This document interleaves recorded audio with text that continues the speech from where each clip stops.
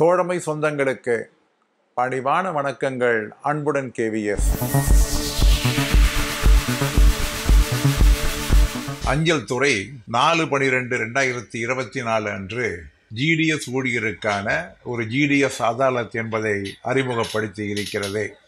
அஞ்சல் துறையில் பணிபுரிகின்ற இலாக்கா ஊழியர்களுக்கு ஸ்டாஃப் அதாலத் என்பது ஏற்கனவே செயல்பட்டு இருப்பதை போன்று கிராமின் டாக் சேவக் ஊழியருக்கு அது போன்ற வசதிகள் இதுவரை செய்து தரப்படவில்லை. அதற்கு மாற்றாகத்தான் இந்த 4/12/2024 ஆணையிலே ஜிடிஎஸ் அதாலத் என்பது உருவாக்கப்பட்டு இருக்கிறது. இந்த ஜிடிஎஸ் அதாலத் என்பது ஒரு ஸ்டாஃப் அதாலத்தை போன்று ஜிடிஎஸ் ஊழியருடைய பிரச்சனைகளை தீர்வு காணக்கூடிய அல்லது அவருடைய கோரிக்கைகளை முன்வைக்கக்கூடிய ஒரு அமைப்பாக உருவாக்கப்பட்டு இருக்கிறது. இந்த ஜிடிஎஸ் அதாலத் என்பது மண்டல ரீதியாகவும் மாநில ரீதியாகவும் அந்த கூட்டங்கள் என்பது நடைபெறும். மண்டல கூட்டங்களுக்கு மண்டல அஞ்சல் துறை தலைவர் பிஎம்ஜி அவர்கள் தலைமையேற்று அந்த கூட்டத்தை நடத்துவார்கள். அதே போன்று சிபிஎம்ஜி அவர்கள் மாநில அளவிலே நடைபெறக்கூடிய அந்த கூட்டத்திற்கு தலைவராக இருந்து செயல்படுவார்கள்.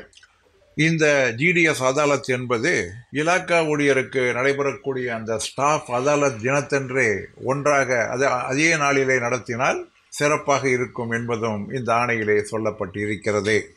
இந்த ஜிடிஎஸ் அதாலத் என்பது வருடத்திற்கு 2 முறை கூட்டப்பட வேண்டும். அதாவது ஆஃப் இயர்லி பேசிஸ் 2 அரை வருடங்களுக்கு ஒரு முறை 6 மாதத்திற்குள்ளாக.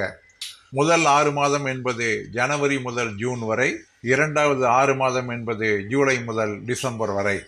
ஜிடிஎஸ் ஊழியர்கள் தங்களுடைய குறைபாடுகளை, குறிப்பாக தங்களுக்கு வழங்கக்கூடிய அந்த டிஸ்சார்ஜ் பெனிஃபிட்ஸ் அவைகள் பட்டுவாடா செய்யப்படவில்லை என்றால், அதாவது GDS gratuity, severance amount, SDBS, group insurance scheme இவைகள் இருந்தாலோ, அல்லது அவர்களுடைய புட் ஆஃப் காலமானது ரெகுலரைஸ் செய்யப்படாமல் இருந்தாலோ, அல்லது அவர்களுடைய தனிப்பட்ட கோரிக்கைகள் தீர்வு காணப்படாமல் இருந்தாலோ, ஒரு 180 நாட்களுக்கு மேலாக அனுமதியன்று விடுபடுத்ததன் காரணமாக அதை கண்டோன் செய்யக்கூடிய அதிலே தாமதம் இருந்தாலோ கூட, அல்லது இலாக்கா விசாரணையிலே ரூல் 10 விசாரணையிலே தேவையற்ற தாமதம் இருந்தாலோ, இது போன்றவைகளை எல்லாம் அந்த ஜிடிஎஸ் அதாலத்திலே முன்வைக்கலாம். இது மட்டுமல்ல, பொதுவாக ஜிடிஎஸ் ஊழியரை பாதித்திருக்கக்கூடிய அவர்களுடைய கோரிக்கையை முன்வைக்கலாம். ஆனால் இந்த ஜிடிஎஸ் அதாலத்திலே ஏற்கனவே உரிய அதிகாரிக்கு ரெப்ரசன்டேஷன் செய்யப்பட்டு அவைகளெல்லாம் ஒரு முடிவுக்கு வந்த பின்னால் அவைகளையெல்லாம் இந்த ஜிடிஎஸ் அதாலத்திலே கொண்டு வர முடியாது. அவைகளெல்லாம் அதனுடைய அந்த ப்ராப்பர் சேனலிலே தான் வைத்து தீர்வு காண முடியும். அதே போன்று இந்த ஜிடிஎஸ் அதாலத் என்பது தங்களுடைய விருப்பத்தை பொறுத்து இருப்பதனால் இதில் பங்கேற்பதற்காக டிஏடிஏ என்பது வழங்கப்பட மாட்டாது. ஸ்பெஷல் கேஷுவல் என்பதும் வழங்கப்பட மாட்டாது. ஜிடிஎஸ் ஊழியர்கள் தங்களுடைய சொந்த செலவிலே தான் இந்த கூட்டங்களை கலந்து கொள்ள வேண்டும்.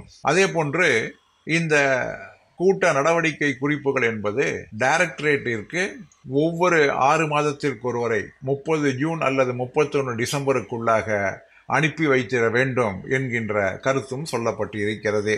உள்ளபடியே இது வரவேற்கத்தக்க ஒரு முக்கியமான முடிவாகும்.